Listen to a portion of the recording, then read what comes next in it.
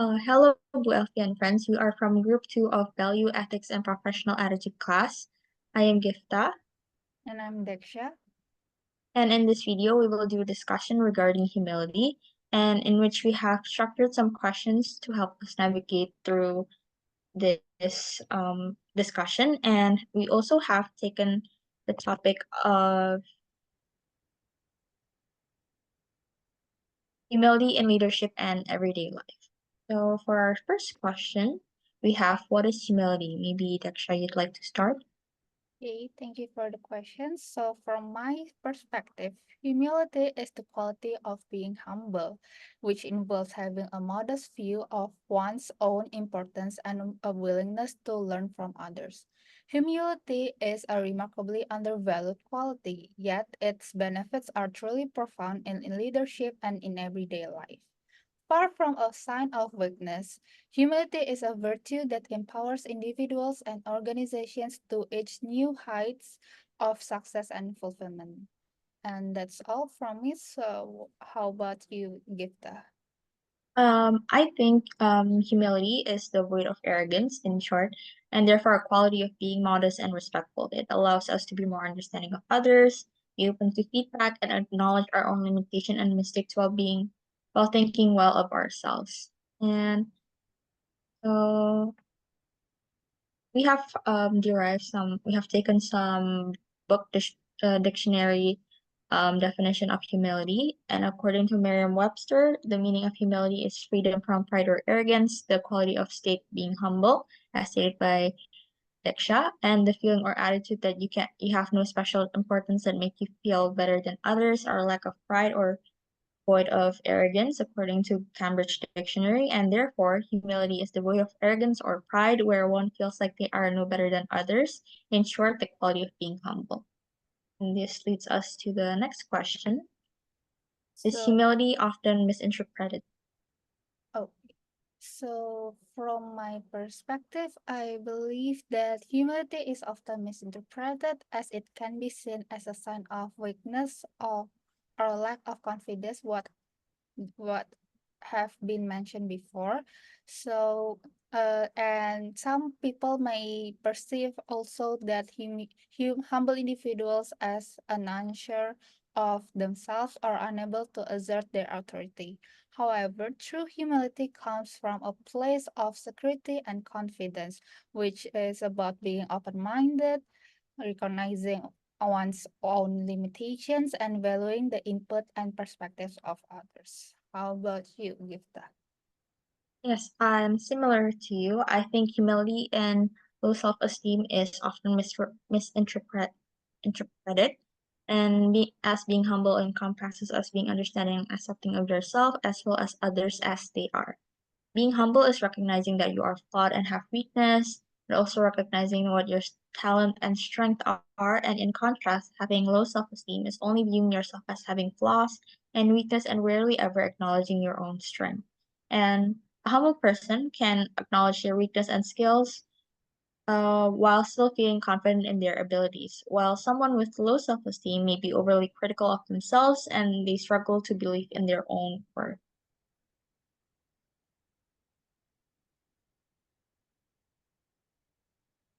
So next, we're going to discuss about our perspectives between the pros and cons that will be delivered by us. So first, we start from the pros of humility. So from what I have learned in class about humility, humility gives some perspective about the benefits and the impact to others. So, firstly, I believe that humility may leads us to improve our communication in organization by encouraging leaders to listen actively and consider diverse perspectives by demonstrating a genuine interest in their team's input. Humble leaders are able to be better understand their employees' needs and concerns. As a result, this improved communication and collaborative spirit can have a profound impact, such as boosting morale, job satisfaction, and overall team cohesion. which are the key ingredients for organizational success. The second one, I believe that humility will increase us trust and respect to the organizations. It is because when leaders exhibit humility, they become more approachable and relatable to their team. This vulnerability, where they openly acknowledge their own limitations and mistakes helps cultivate an atmosphere of trust.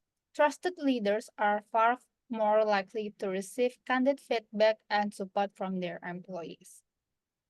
The third one will be the will give humility will give better decision making. Humility allows leaders to recognize their limitations and seek input from others, which leads to more informed decision making and reduced risk of errors. Openness to diverse perspectives enables them to more informed and well-rounded decisions that can elevate efficiency and productivity. Next is I also believe that humility can enhance our creativity and innovation. Humility imbues leaders with open-mindedness, which have been explained before, that can help visionary leaders lay the groundwork for their teams to thrive, future-proofing their organization and against the uncertainties that lie ahead. And last, role model. When leaders demonstrate humility, they set a transformative examples that ripples throughout the organization. Employees naturally emulate the humble behaviors they witness, such as openly admitting mistakes, actively listening, and valuing diverse viewpoints. This culture of humility fosters an environment of continuous learning and adaptability where growth mindset flourishes. And that's all from my perspective. Maybe you can give about your perspective about humility. So for the cons, for the first three of the disadvantage of humility, I have referred to the HBR article titled Three Ways Humility Can Undermine Your Leadership. So the first one is being perceived as indecisive. Democratizing every decision-making process can be misconducted as reluctance to take a stand or lack of conviction in your strategic vision. And as a leader, you one can take all consideration and take a longer time to make a decision, and therefore you can be perceived as being indecisive. And second, it can hinder career advancements, and this is by deflecting praise or funneling all the credit down to your team can erase your own roles in the team achievements. So this may be a great way to show appreciation to your team. It can also undermine and discredit your role as a leader. And third is limiting team development. This in particular is related to doing task management, where leaders delegate tasks to the members. And worrying about delegating tasks to employees can be seen as oppressive or demotivating, and leaders may be depriving them of learning and growth opportunities. And fourth is being perceived as a weakness.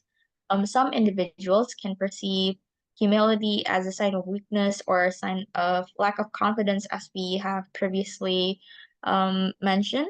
This perception can be detrimental to a leader's credibility and effectiveness, and also it can lead to someone being undermined and exploited. And from being perceived as a weakness, it can also have that impact on personal branding. Humility can sometimes be perceived as lack of confidence or authority, and which can negatively impact a leader's personal brand or reputation, Okay, which so leads us to from both perspective that we have been discussed, it can lead to a conclusion about is humility good or bad?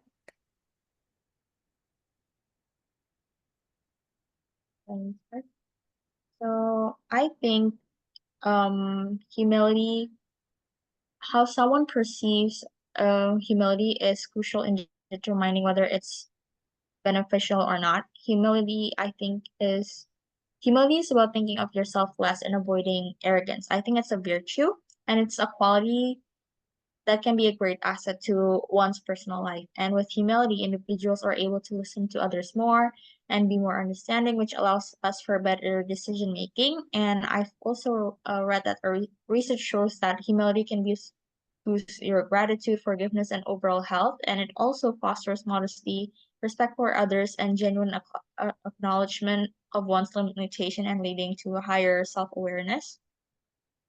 And humble people tend to be more helpful and agreeable, appearing less threatening and boosting gratitude and tolerance. And as leaders, being humble they can build more trust and respect with their teams. And when leaders recognize the value of others' contribution and ideas, it creates more an open and comfortable atmosphere, making it easier to handle issues and discuss more collaboratively. And additionally, humble leaders are open to feedback and criticism, which also helps them to learn from their mistakes and promote their personal growth. And lastly, characters of humility also encompasses the authentic leadership traits that we've learned in class, such as being genuine, creative, accountable, empathetic, and having integrity and being honest and knowledgeable. And I think so overall, I think humility is good. What about you, Deksha? I'm totally agree with your opinions. So I believe that humility significantly outweigh the potential downsides, and by cultivating humility is a worthwhile endeavor that can lead to remarkable personal and professional advantages. Humble leaders foster a learning mindset, build trust and loyalty, enable better decision making, promote empathy and emotional intelligence, cultivate a culture innovation, and encourage effective delegation and talent development. While it may be need a more effort, but I believe that it pays off in terms of stronger relationships, better decision making, and greater impact can be transformative.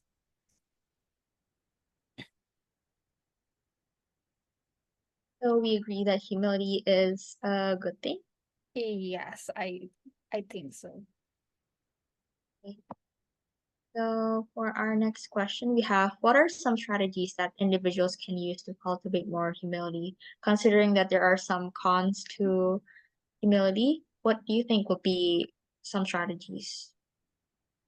So I think cultivating more humility requires a sustained commitment to self-reflection, active listening, and growth mindset. Start by regularly assessing your strengths, weakness, and areas for improvement. Then we can seek out honest through constructive feedback from trusted colleagues, friends, and mentors. And we and then we can demonstrate the curiosity and intellectual humility by asking questions, expressing uncertainty, and being open to changing your mind. By incorporating these strategies, I believe that it can gradually cultivate a more humble mindset and presence, reaping the rewards of personal growth and improve relationships and effectiveness in our work and life. How about you, Gifta? Oh yes, I agree. In short, I think self-awareness is very important in cultivating more humility, and this can be done by taking time to learn our limitations, strengths, and our shortcomings, just as what you just said.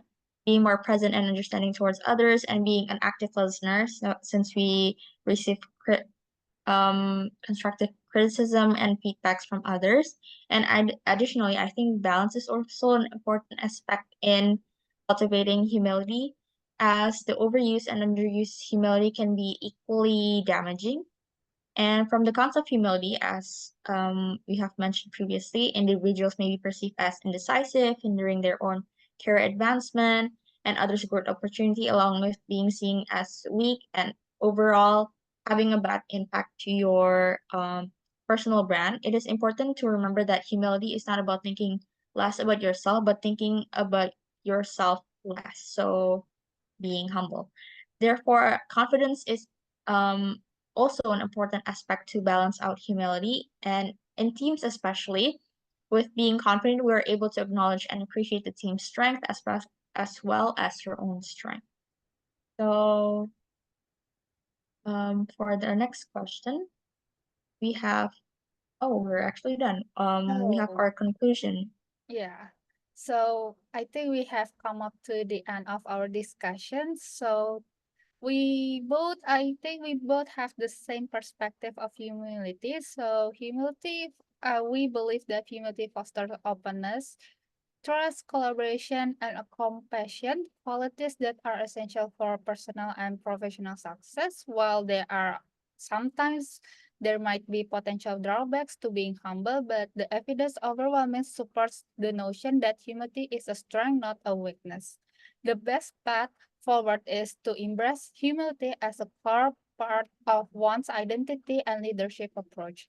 This requires a commitment to self awareness, continuous learning, and putting the needs of others before one's own ego. By cultivating humility, individuals and organizations can unlock new levels of creativity, resilience, and positive impact. Thank you for having you with a discussion about humility. I hope w- I hope it brings benefits to us, and thank you. Thank you.